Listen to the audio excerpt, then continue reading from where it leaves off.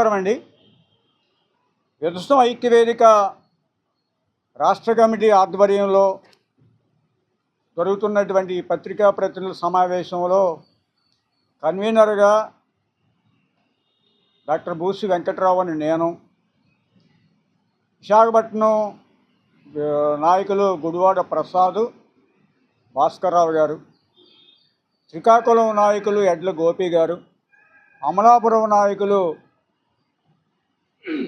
గుబ్బల శ్రీనివాసు గారు, అనకాపల్లి ఫ్రాన్సిస్ గారు, కాకినాడ చిన్ని గారు మరియు ఆయా జిల్లాల అధ్యక్ష కార్యదర్శులు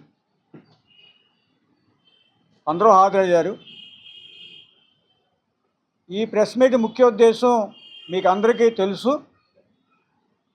గత సంవత్సరం మార్చి 14వ తేదీన ఢిల్లీ హైకోర్టు న్యాయమూర్తి జస్టిస్ యశ్వంత్ కుమార్ ఇంటిలో జరిగినటువంటి అగ్ని ప్రమాదాన్ని నివారించే క్రమంలో ఒక సంచలనమైనటువంటి విషయాలు వెలుగు చూశాయి. కుట్టల కొలది, కట్టల కొలది, నోట్ల కట్టలు, బస్తాలు ఆయన ఇంట్లో ఉండటాన్ని ఫైర్ సిబ్బంది గుర్తించి పోలీస్ కమిషనర్ వారు ఆ హైకోర్టు న్యాయమూర్తికి ఫిర్యాదు చేయటం, దాన్ని సుప్రీంకోర్టు ప్రధాన న్యాయమూర్తికి వెళ్ళటం, ప్రధాన న్యాయమూర్తి గారు వారం రోజులు దీన్ని ఎలా పరిష్కరించాలా అని చెప్పి తర్జన పడి మార్చి 21, 22 తేదీల్లో ఒక ప్రెస్ నోట్ని విడుదల చేశారు.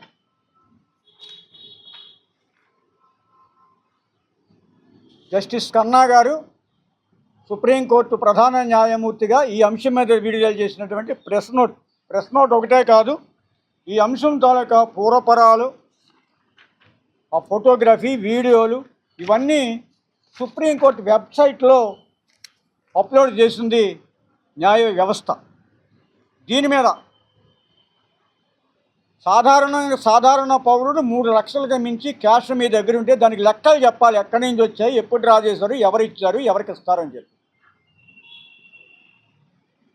వందల వేల కోట్ల రూపాయలు విలువ చేసేటువంటి నోట్ల కట్టలు ఒక న్యాయమూర్తి ఇంట్లో దొరికితే ఆయన కూడా సమాధానం చెప్పి తీరాలి భారతీయ సమాజానికి. కానీ ఆయన తగిన సమాధానం చెప్పలేదు. దాని మీద రకరకాల కమిటీలు వేసిన తర్వాత చివరికి ప్రభుత్వం పార్లమెంటులో అభిశంసన తీర్మానానికి సమాయత్తం అవుతున్న నేపథ్యంలో గత ఏప్రిల్ 9వ తేదీన మాజీ న్యాయమూర్తి యశ్వంత్ వర్మ గారు తన పదవికి రాజీనామా చేశారు. Very good. ఆయన ఎప్పుడైతే రాజీనామా చేశారో ఆయనకి సాధారణ పౌరుడు, ఆయన మీద ఎఫ్ఐఆర్ వేయచ్చు, సిబిఐ విచారణ జరపచ్చు, ఏమైనా చేయొచ్చు. కానీ అయినా ప్రభుత్వం ఆయన మీద ఏ విధమైన చర్య తీసుకోవటానికి కూడా ముందుకు వెళ్ళలేనటువంటి స్థితిలో కొట్టుమిట్టాడుతూ ఉంది. ఈ నేపథ్యంలో విధ్వంసం ఐక్యవేదిక ఏప్రిల్ నెల 7వ తేదీన ఆన్లైన్లోను, 15వ తేదీన ఆఫ్లైన్లోను భారత రాష్ట్రపతికి, భారత ప్రధాన న్యాయమూర్తికి, ప్రధానమంత్రి గారికి, న్యాయశాఖ మంత్రి గారికి, ఆర్థిక శాఖ మంత్రి గారికి అందరికీ కూడా వ్రాతపూర్వకంగా ఫిర్యాదు చేశాం. సిపి గ్రామ్స్ అంటారు దానికి ఒక నెంబర్ వస్తుంది. ఆ నెంబర్ దాని మీద చూడండి. ఆ నెంబర్ వచ్చింది మాకు. మేము ఫిర్యాదు చేసిన తర్వాత మా ఫిర్యాదు రిజిస్టర్ అయ్యింది ఆన్లైన్లో.